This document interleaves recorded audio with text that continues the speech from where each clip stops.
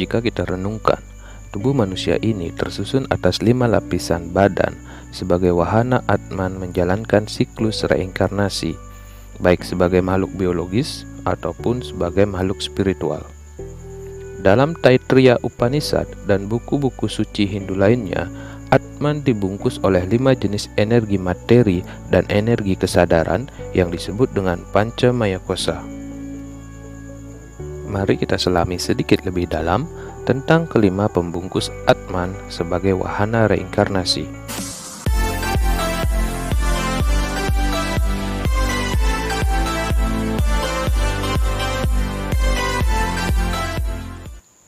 Yang pertama, Annamaya Kosa adalah lapisan badan yang terbentuk dari energi sari-sari makanan, terdiri dari 2 sublapisan, yaitu Stula Sarira dan Lingga Sarira.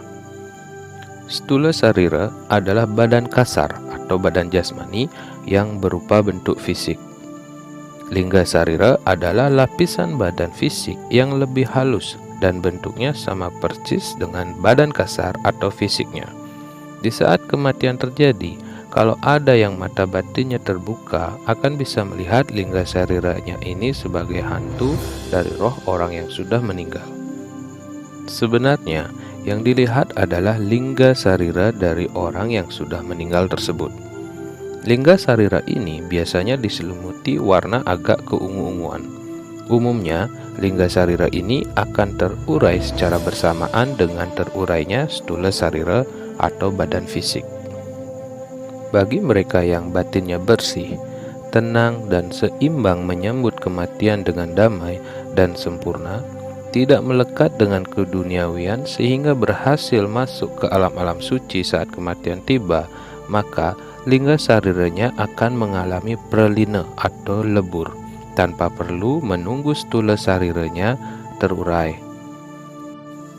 Sebaliknya, bagi mereka yang lumpur kekotoran batinnya banyak, keterikatan duniawinya begitu kuat sehingga dia belum rela meninggalkan dunia ini, Lingga Sariranya bisa lama bergentayangan sebagai hantu meskipun badan fisiknya sudah habis terurai.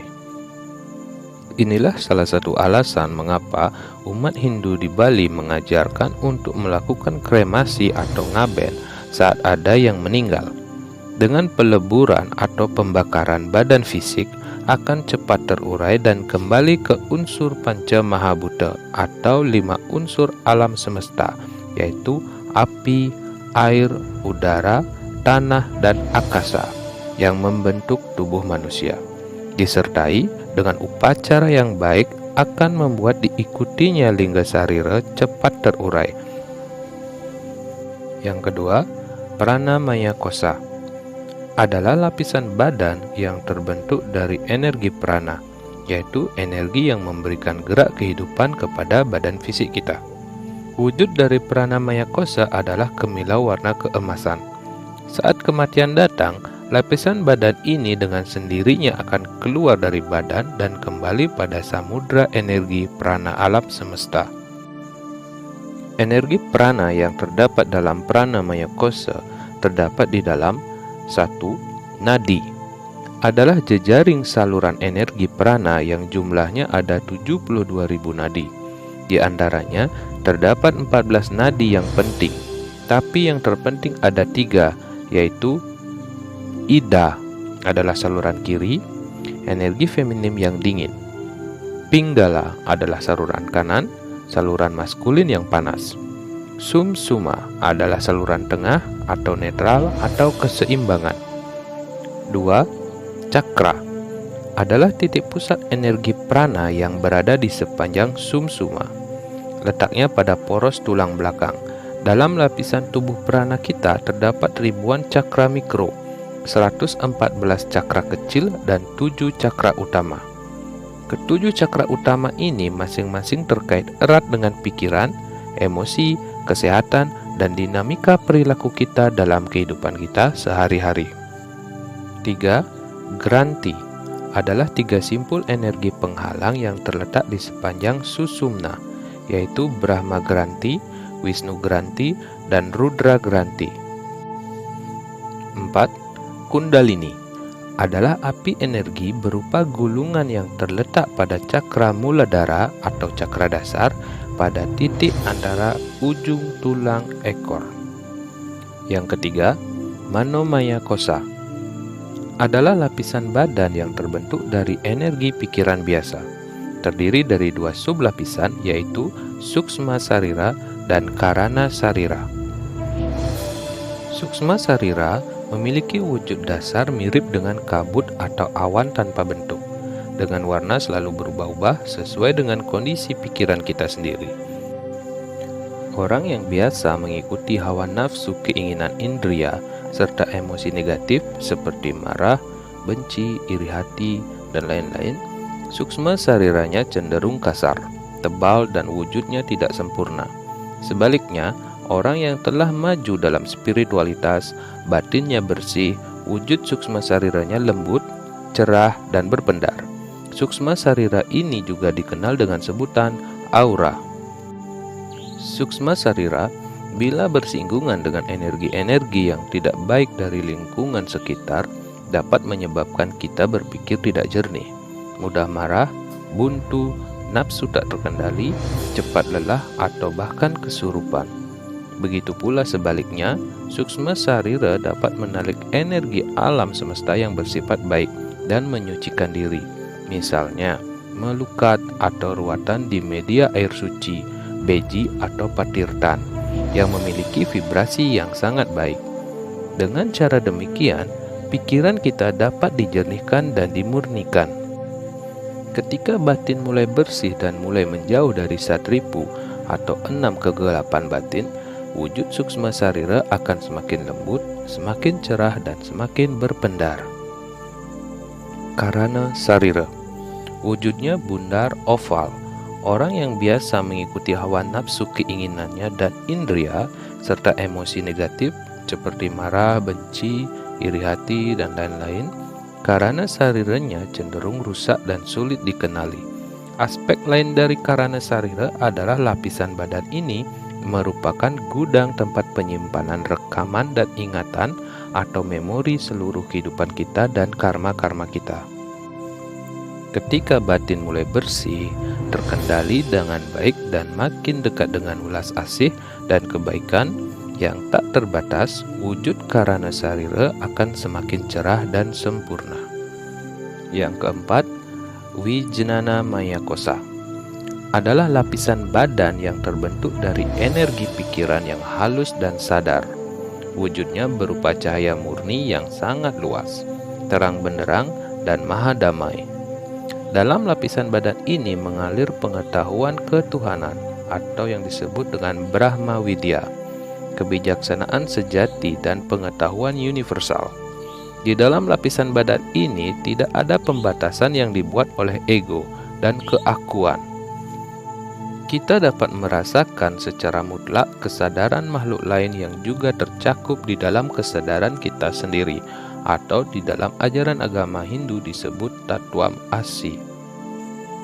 Apabila batin kita bersih, maka kita dapat terserap ke dalam kesadaran yang lebih luas dalam diri kita. Maka kita akan dapat berjumpa dengan apa yang disebut sebagai antra guru atau guru sejati yang ada di dalam diri kita sendiri. Bila kesadaran kita ada pada Wijnana Maya Kosa, maka kita cenderung akan memiliki kecerdasan spiritual, intuisi, dan firasat yang kuat dapat mendengar suara dari dalam. Tapi perlu berhati-hati dengan intuisi, kata hati, atau suara hati. Apabila batin kita sedang tidak bersih, kemungkinan yang berkata bukanlah intuisi atau kata hati, melainkan ego yang menghakimi diri. Bagi yang batinnya masih keruh atau kotor, tidak disarankan untuk mengikuti semua intuisi atau kata hati, karena dapat menyebabkan kekaburan dalam mengakses Wijnana Maya Kosa atau guru sejati. Dalam Atharva Weda, kejernihan intuisi terkait dengan kemampuan akses yang sempurna pada kesadaran lapisan badan Wijnana Maya Kosa ini disebut dengan Retam Bara Prajna. Yang kelima, Ananda Maya Kosa adalah lapisan badan sarira kosa yang tersusun dari energi pikiran transenden, semadi, lebur dalam pramasanti, dan kedamaian maha sempurna. Tidak termanifestasi atau tidak berwujud, tapi ada. Kesadaran kosmik yang murni, abadi, serta luas tak terbatas melingkupi seluruh penjuru ruang alam semesta dan makhluk. Sering diistilahkan dengan manunggal, sebab di titik itulah kita sadar bahwa sebenarnya semuanya satu, yaitu Brahman atau Tuhan. Tetapi perlu diingat bahwa Ananda Maya Kosa ini tetaplah tubuh yang membungkus kesadaran semesta atau Atman. Ketika lapisan badan ini mengalami pralina atau terurai, maka di sanalah roh atau Atman akan mengalami moksa atau penyatuan kosmik dengan penyatuan dalam kesadaran semesta yang tak terhingga atau Tuhan yang Maha Esa.